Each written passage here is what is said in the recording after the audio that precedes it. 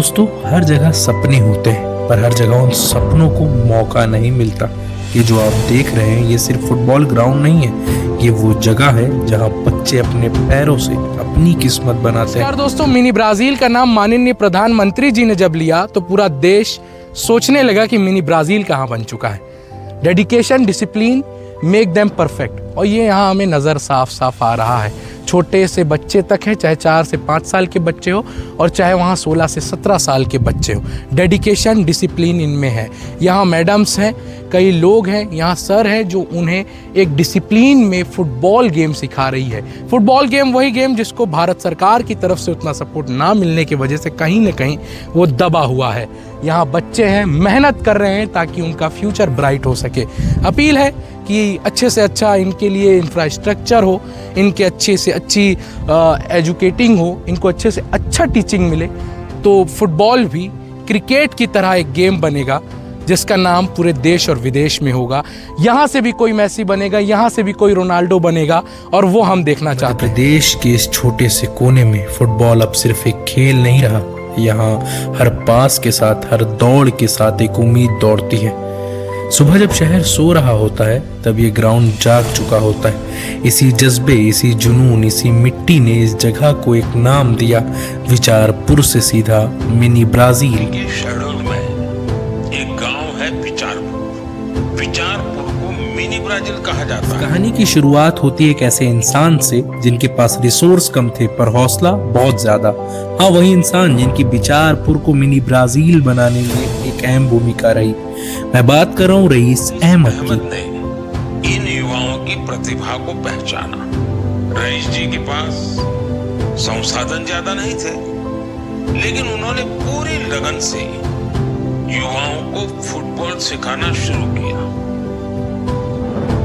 बच्चे अभी राष्ट्रीय स्तर में जा रहे हैं, अंतर्राष्ट्रीय स्तर की हमको अगर सुविधाएं मिलेगी तो हम जरूर निश्चित ही उस लेवल में हम पहुंच सकते हैं। क्योंकि अभी हमारे कुछ बच्चों ने जर्मनी का भी सफ़र किया है। माननीय प्रधानमंत्री के जरिए वो बच्चे जर्मनी गए थे, 4-5 बच्चे जर्मनी गए थे और एक कोच हमारी गई थी, तो वहाँ से वो काफ़ी कुछ सीख के आए हैं।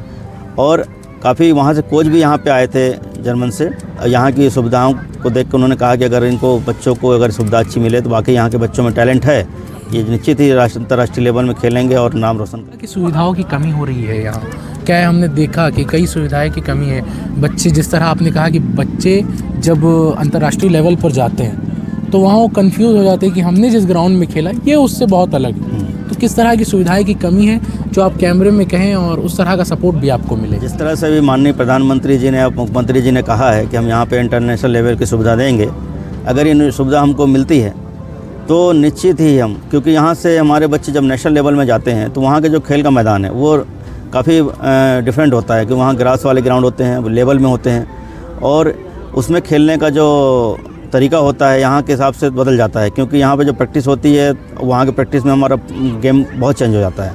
तो जब उस टाइप लेवल के हमारे ग्राउंड में प्रैक्टिस हम कराएंगे बच्चों को तो इंटरनेशनल लेवल में जाएंगे तो उनका परफॉर्मेंस और अच्छा रहेगा, वहाँ अच्छा खेलेंगे जिससे वो आगे बढ़ पाएंगे।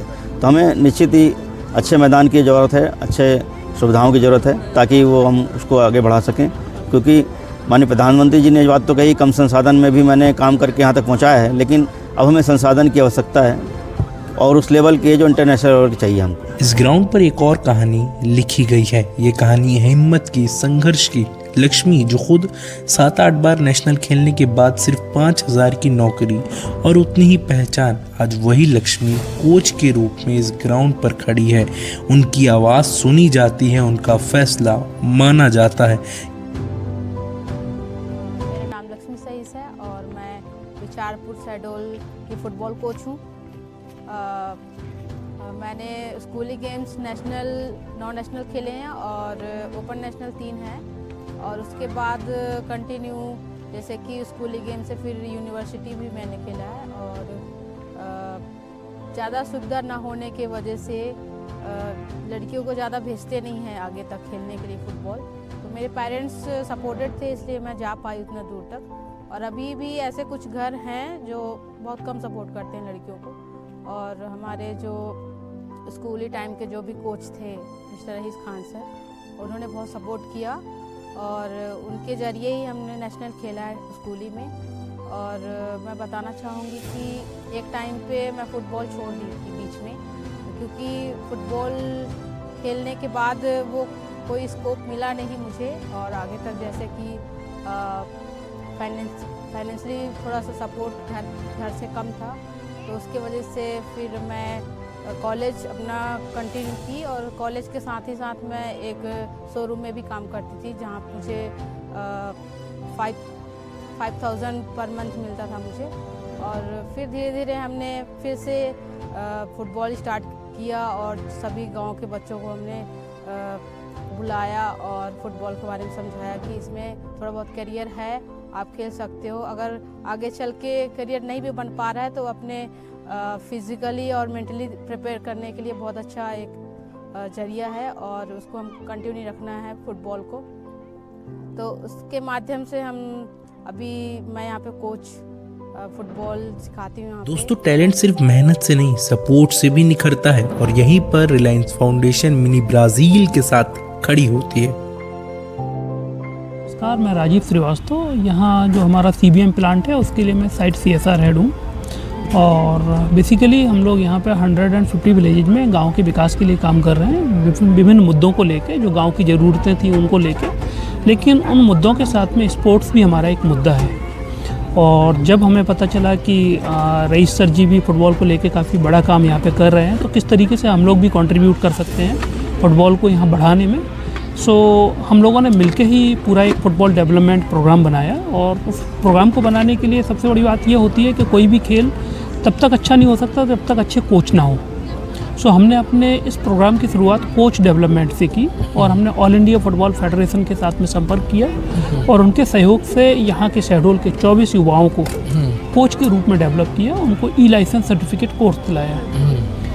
ये यहाँ तक हमारा काम सीमित नहीं था कि हम उन्हें कोच बना दें, अब कोच को भी कुछ काम मिलना चाहिए। सो हम लोगों ने 13 सेंटर स्टार्ट किए अपने परियोजना क्षेत्र के ग्रामों में, जहाँ पे हम लोगों ने 10 से 14 साल के बच्चों को टारगेट किया, कक्षा 6वीं से 8वीं के बच्चों को, और ऐसे स्कूलों को आइडेंटिफाई किया जहाँ पे स्कूल और उसके पास में ही खेल ग्राउंड हो, ताकि बच्चे स्कूल में अपनी पढ़ाई पूरी करने के बाद खेल ग्राउंड में आए और 2 घंटे 3 घंटे की फुटबॉल की ट्रेनिंग लें। हमारे कोच जो है वो वहाँ पहुँच जाते हैं, और वो ट्रेनिंग सेंटर में हम लोगों ने 26 बच्चों को आइडेंटिफाई किया। मोस्टली स्कूल्स में 14-15 गर्ल्स हैं, उतना ही बच्चे हैं, बॉयज़ हैं। सो दोनों लोगों की टीम वहाँ पे, हमारा कोच वहाँ पे पहुँचता है। हमने एक सेंटर पे सारे इक्विपमेंट्स दिए हैं जो फुटबॉल के लिए ज़रूरी होते हैं, लाइक बच्चों का ड्रेस, बच्चों को शूज, फुटबॉल्स, उनको लेडर, जो भी इक्विपमेंट्स होते हैं वो, पानी की सुविधा के लिए भी, इवन यहाँ तक कि हमने उनके लिए न्यूट्रिशन सपोर्ट भी वहाँ पे रखा है, ताकि बच्चों को खेलने के बाद या खेलने के दौरान अगर उनको भूख लगती है तो उनको चना गुड़ या इस तरीके का न्यूट्रिशियस डाइट उनको दी जा सके। सो इस तरीके से इन 13 सेंटर्स में 400 से ज़्यादा बच्चे रेगुलरली फुटबॉल खेल रहे हैं, और हमारे 13 कोचेज जो हैं वो उनको सपोर्ट। इस तरह की मुहिम छेड़ना, आगे आना, फ्रंट फुट पर इस तरह का काम करना, ये तारीफ़ काबिल तारीफ़ हमने आज तक तो देखा नहीं है, क्योंकि रिलायंस फाउंडेशन ने यहाँ हाथ अपना पैर आगे बढ़ाया है कि हम करेंगे। ये 400 से ज़्यादा बच्चों का मेंटेनेंस करना ये आम बात नहीं है, पर ये लोग कर रहे हैं, क्योंकि इनका भी सपना है कि हम इन बच्चों को देखें, इन बच्चों को अंतर्राष्ट्रीय लेवल पर देखें और आगे बढ़ते हुए देखें। यहाँ से भी मेसी, रोनाल्डो, सुनील छेत्री जैसे प्लेयर निकले, क्योंकि हम हमेशा देखते हैं फुटबॉल को उतना ज़्यादा सपोर्ट नहीं मिल पा रहा है, तो सपोर्ट यहाँ से मिल रहा है रिलायंस फाउंडेशन की तरफ से। जिस तरह का सपोर्ट इनको मिल रहा है उसके लिए हम शुक्रिया अदा करेंगे, पूरा देश शुक्रिया अदा करेगा। यहीं से एक इंटरनेशनल प्लेयर निकले, हो सकता है किसी दिन ये ग्राउंड देश का नाम रोशन करे। मिनी ब्राजील हमें ये बताता है कि अगर मौका मिल जाए तो हर गली एक स्टेडियम बन सकती है और हर बच्चा एक चैंपियन।